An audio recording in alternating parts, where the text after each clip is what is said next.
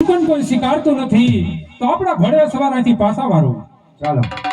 આહંજય રાજાને પ્રધાન પાને ચાલી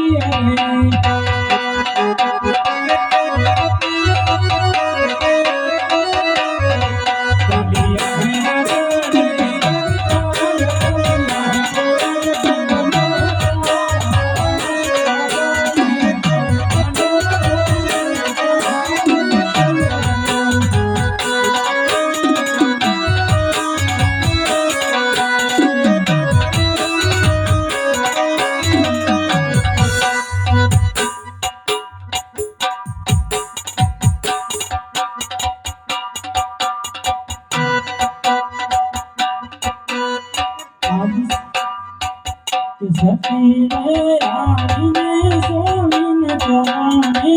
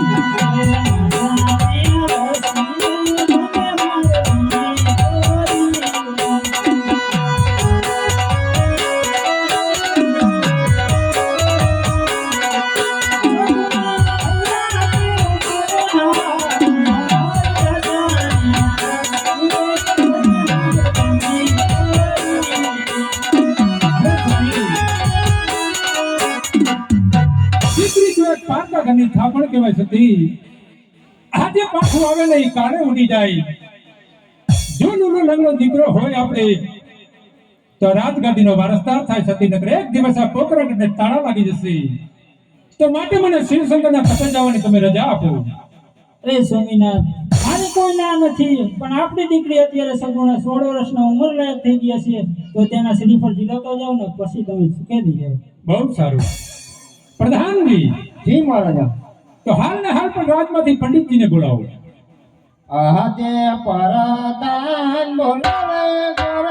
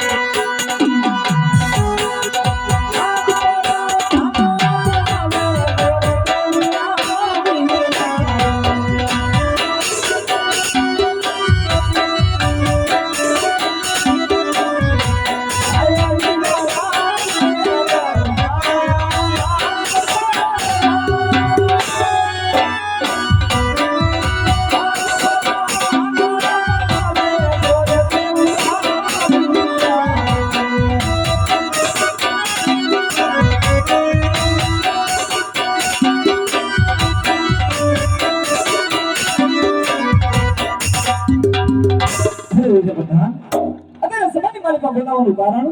મહારાજા બોલો. અરે મહારાજને પ્રણામ. અત્યારે સભાની માલિકા બોલાવવાનું કારણ મહારાજ? અરે પંડિતજી, હા મહારાજ. અત્યારે મારી દીકરી સગડો ઉંમર લાયક થઈ ગઈ છે, તો એના તમારે શ્રીફળ લઈ અને દેશ ને પરદેશ જવાનું છે. અરે મહારાજ, દેશ ને પ્રદેશ જરૂર જવું, પણ અરે મહારાજ, ક્યાં જવું અને ક્યાં ન જવું એની મને જરા જાણ આપજો મહારાજ. અરે પંડિતજી, તમે દેશ જાજો પરદેશ જાજો, એક ભૂલે છે કે પિંગલગઢ ન જાતા. અરે મહારાજ, નાના મોટા મોટી વાત કરું છું, મને જરાક માફ કરજો મહારાજ. પિંગલગઢ ન જવાનું કારણ? અરે પંડિતજી, પિંગલગઢ ન જવાનું કારણ કે પઠિયા રાજા સાથે આજે મારે 20 વર્ષથી વેર ચાલે છે અને 14 વર્ષના ગુના છે, તો માટે એ રસ્તો તમે ન લેતા. ભલે મહારાજ, જે તમારી આજ્ઞા. પણ અરે મહારાજ, તમારે મારી પણ એક વાત કબૂલ રાખવી જોશે. અરે મહારાજ, જે નગરમાં હું શિખર ઝીલાઈ આવું એ તમારે માન્ય રાખવું પડશે મહારાજ. બહુ સારું પંડિતજી. અરે મહારાજ,